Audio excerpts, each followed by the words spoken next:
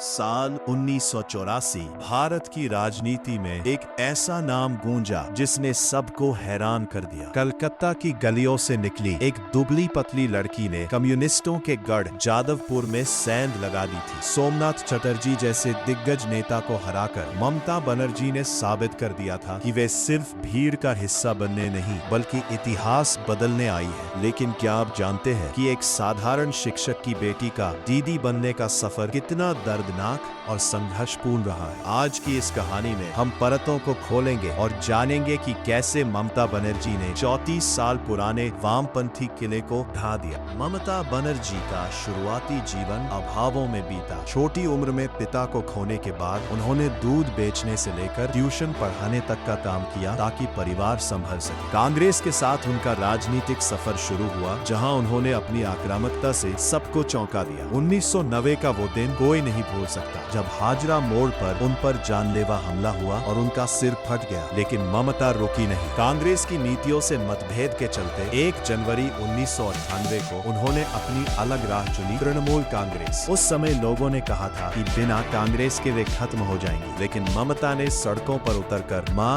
माटी मानुष का वो नारा दिया जिसने बंगाल के गांवों की रूह को 2006 से 2008 के बीच बंगाल की राजनीति में एक ऐसा उबाल आया जिसने दिल्ली तक की कुर्सी हिला दी। सिंगूर में टाटा नैनो प्लांट के लिए जमीन अधिग्रहण और नंदीग्राम की पुलिस फायरिंग, इन 2 घटनाओं ने ममता बनर्जी को विपक्ष की नेता से जनता की रक्षक बना दिया। 26 दिनों तक की भूख हड़ताल ने उनकी सेहत बिगाड़ दी, लेकिन उनके इरादे और फौलादी हो गए। उन्होंने दिखा दिया कि वे किसानों की जमीन के लिए अपनी जान तक दांव पर लगा सकती है। यही वो दौर था जब बंगाल की जनता ने मान लिया कि लेफ्ट फ्रंट का विकल्प अब मिल चुका। 13 मई 2011 बंगाल की राजनीति का वो दिन जिसे सदियों तक याद रखा जाएगा। 34 साल से सत्ता पर काबिज वाम मोर्चा ताश के पत्तों की तरह ढह गए। सूती साड़ी, हवाई चप्पल और कंधे पर झोला लटकाए ममता बनर्जी ने जब मुख्यमंत्री पद की शपथ ली तो वो सिर्फ एक जीत नहीं बल्कि एक बदलाव का प्रतीक था। सचिवालय राइटर्स बिल्डिंग से लेकर नए मुख्यालय नबन्ना तक दीदी का दबदबा हर तरफ फैल गया। कन्याश्री, रूपाश्री और द्वारी सरकार जैसी योजनाओं ने उन्हें महिलाओं और गरीबों के बीच एक अटूट पहचान दिला दी।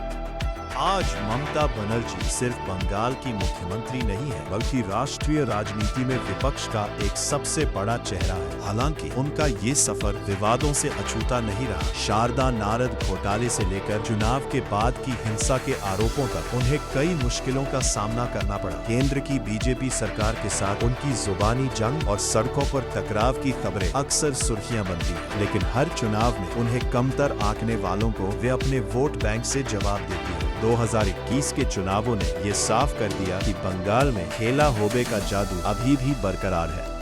এই জয় আমাদের সকলের, পশ্চিমবঙ্গের মানুষের জয়।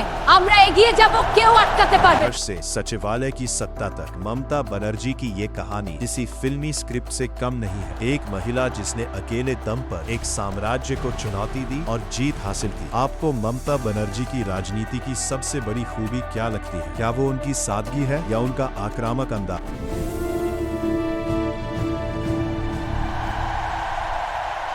अपनी राय कमेंट बॉक्स में डालिए। अगर वीडियो पसंद आया तो शेयर करना ना भूले। अगर वीडियो पसंद आया तो सब्सक्राइब कीजिए, प्लीज सब्सक्राइब।